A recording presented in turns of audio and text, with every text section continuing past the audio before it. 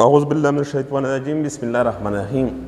आज जो हम आपको पढ़ाएंगे वो गाज़ लॉ का तीसरा एप्लीकेशन है गाज़ लॉ का, और इसका नाम है इलेक्ट्रिक फील्ड इंटेंसिटी। अब हम मालूम करेंगे between the two oppositely charged parallel plates.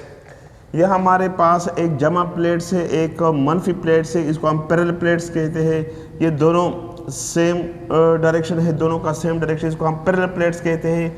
Oppositely है, अपोजिटली का मतलब होता है एक जमा प्लेट है, एक हमारे पास मनफी प्लेट है। और जमा प्लेट का जो डेंसिटी है इसको हम जमा सिग्मा लिखते हैं, और इसका जो डेंसिटी है वो माइनस सिग्मा से हम इसको जाहिर करते हैं। ये डेंसिटी, जमा प्लेट्स का डेंसिटी और मनफी प्लेट का डेंसिटी दोनों आपस में क्या है, बराबर है। जमा प्लेट्स का डेंसिटी बराबर है मनफी प्लेट्स, और ये दोनों सिग्मा, ये दोनों बराबर है। मिसाल के तौर पर ये इस पे भी 5 चार्ज पड़े हुए हैं, इस पे भी 5 चार्ज पड़े हुए हैं, तो उसको हम कहते हैं कि डेंसिटी जो है वो दोनों चार्ज के बराबर है। अब हम इसमें एक गैसियन सरफेस डालते हैं और इसमें हम मालूम करते हैं इलेक्ट्रिक फील्ड इंटेंसिटी। इस पैरेलल प्लेट्स में हम इलेक्ट्रिक फील्ड इंटेंसिटी मालूम करते हैं। इसको मालूम करने के लिए पहले आप एक गैसियन सरफेस लगाएंगे, और हम इस तरह, ये बॉक्स होता है, ये बॉक्स बिल्कुल जो आपको बॉक्स, ये शक्ल जो है इसको हम बॉक्स कहते हैं। बॉक्स की शक्ल में हम एक गैसियन सरफेस इधर डालेंगे और इसके ज़रिए से हम इलेक्ट्रिक फ्लक्स मालूम करते हैं। इसके बाद हम गाज़ लॉ इस्तेमाल करेंगे, और गाज़ लॉ के बाद हम electric field intensity point P पर मालूम करते हैं। अब हम आसानी के लिए मैं इसको थोड़ा सा, ये एक थोड़ा सा साफ करता हूँ, बाद में फिर दोबारा हम लिखेंगे। हमने एक गैसियन सरफेस लगा लिया, ये हमने एक ये गैसियन सरफेस है, हमने गैसियन सरफेस यहाँ इधर पुट किया, गैसियन सरफेस हमने पुट किया। और इलेक्ट्रिक फील्ड लाइन हमेशा पॉजिटिव से किधर निकलते हैं, uniform electric field line positive plate से नेगेटिव प्लेट की तरफ, पॉजिटिव प्लेट से बाहर निकलते हैं और नेगेटिव प्लेट पे ख़त्म होते हैं। इस तरह इस पॉइंट, हमारे पास ये एक पॉइंट P है, इस तरह हम एक पॉइंट लिखते हैं, ये पॉइंट P, इस पॉइंट पर हम इलेक्ट्रिक फील्ड इंटेंसिटी मालूम करते हैं। तो आप देखो ना, इसका अब हम इसको 1 का नाम देते हैं, इस पॉइंट P को हम, इसका डायरेक्शन जो होता है, इस बॉक्स का डायरेक्शन ये नीचे की तरफ है, इलेक्ट्रिक फील्ड लाइंस का डायरेक्शन भी नीचे की तरफ है। ये हमने इसको ऑप्शन 1 का नाम दिया, पहला सरफेस है। आप देखो ना, इस बॉक्स का दूसरा हिस्सा, इसका डायरेक्शन इधर है, इलेक्ट्रिक फील्ड लाइन का डायरेक्शन नीचे है, तो इधर एंगल कितना बनेगा, 90। इसके बाद हम इसका तीसरा साइड, ये दूसरा साइड है, दूसरे साइड में इलेक्ट्रिक फ्लक्स मालूम करते हैं। इसके बाद इसका तीसरा साइड जो होता है, इसका डायरेक्शन इधर है, इलेक्ट्रिक फील्ड लाइन का डायरेक्शन इधर है, तो एंगल 90 बनता है। इसका डायरेक्शन जो है ये उसी साइड पे है, और इलेक्ट्रिक फील्ड लाइन का डायरेक्शन इधर है, तो एंगल आपके पास बनता है 180। पहले हम जो इलेक्ट्रिक फील्ड लाइन, जब बॉक्स का साइड है, इस साइड को जो इलेक्ट्रिक फील्ड लाइन्स का डायरेक्शन नीचे की तरफ है और बॉक्स का डायरेक्शन भी नीचे की तरफ है, इसको हमने 1 का नाम दिया। इसमें हम फ्लक्स मालूम करते हैं, flux through the surface 1।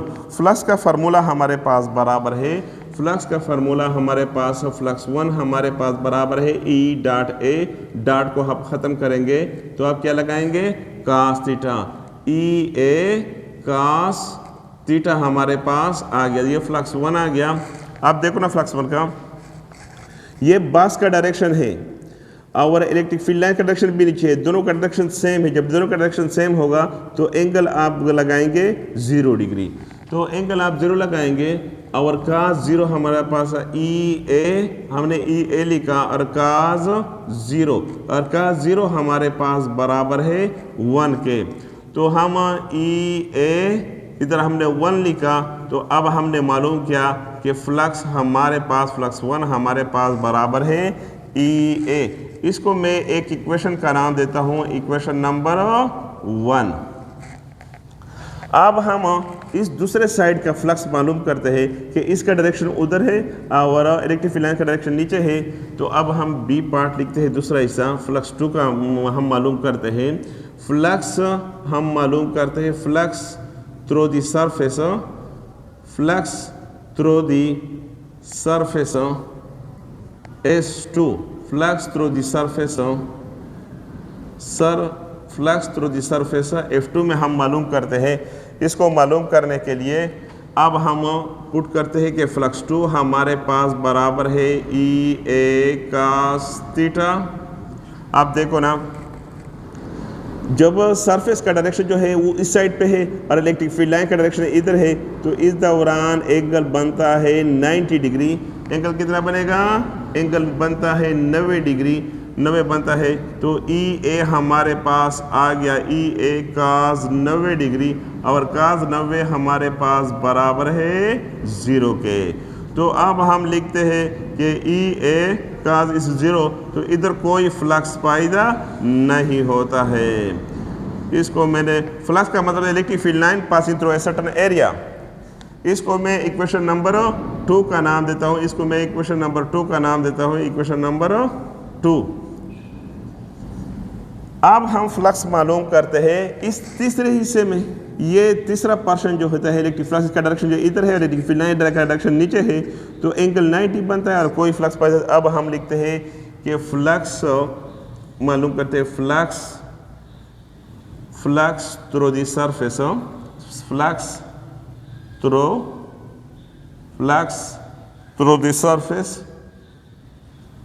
The surface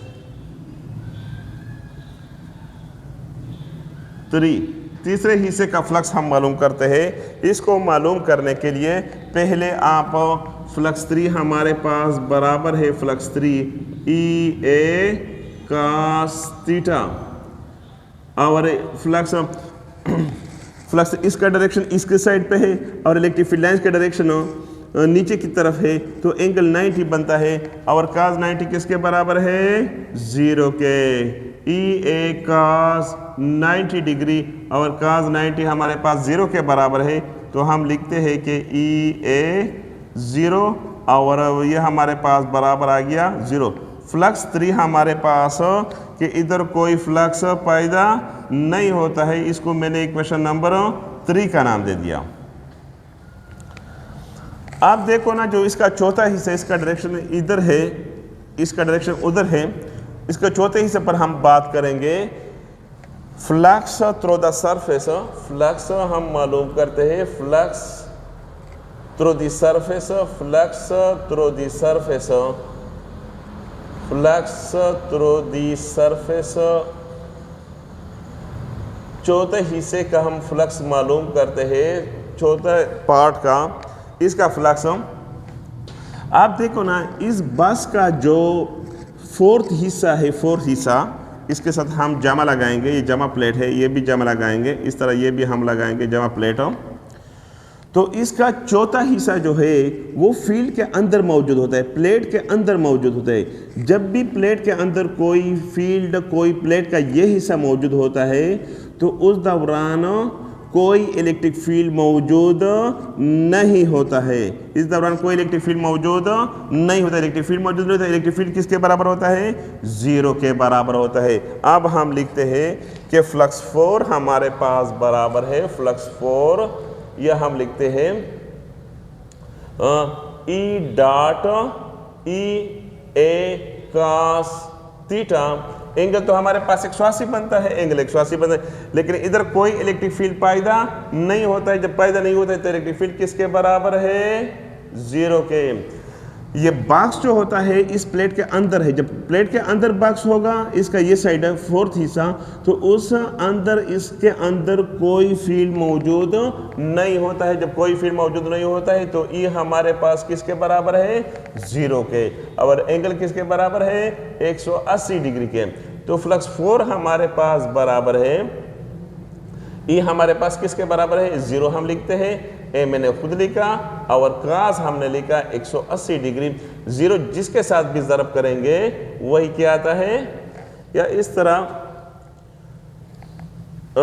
जिसके साथ भी ज़रब करेंगे तो वही 0 आता है। फ्लक्स 4 हमारे पास आ गया, फ्लक्स 4 ये हमारे पास 0 के बराबर आ गया। अब हम मालूम करते हैं total flux through the Gaussian, total flux through the Gaussian through the Gaussian surface. इसको मैं एक इक्वेशन का नाम देता हूं, equation number 4, total flux through the Gaussian surface. अब हम इस पे मालूम करते हैं टोटल फ्लक्स हम मालूम करते हैं थ्रू दी गैसियन सरफेस। इस बॉक्स में, इस गैसियन सरफेस में से, इसको हम गैसियन सरफेस कहते हैं, जो हमने इधर लगाया है, इसको मैं नाम देता हूं गैसियन सरफेस। इसको मैं नाम देता हूं गैसियन। इस गैसियन सरफेस में से हम इलेक्ट्रिक फ्लक्स मालूम करते हैं। तो टोटल फ्लक्स हमारे पास बराबर है total flux 1 plus flux 2 plus flux 3 plus flux 4।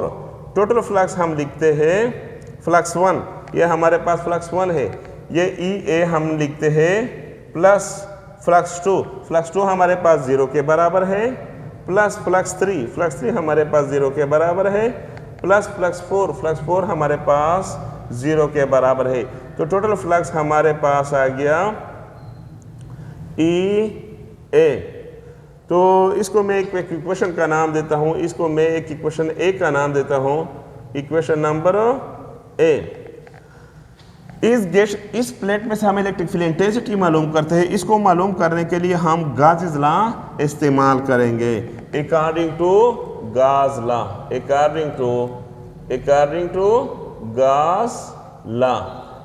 Law के मुताबिक हम गाज़ लॉ मालूम अप्लाई करेंगे। गाज़ लॉ हमारे पास बराबर है is equal to Q divided by epsilon naught. इसको आप इक्वेशन नंबर B का नाम दे दें। तो इक्वेशन नंबर A और B को हम कंपेयर करेंगे, compare A and B। A और B को मैं कंपेयर करूँगा, comparing A and B। A और B को मैंने कंपेयर किया, एक साइड पे EA हम लिखते हैं और दूसरी साइड पे हम लिखते हैं Q divided by epsilon not. A हम उस साइड पे करेंगे, जब हम इस साइड पे हम A लिखते हैं Q divided by A epsilon not. इस इक्वेशन में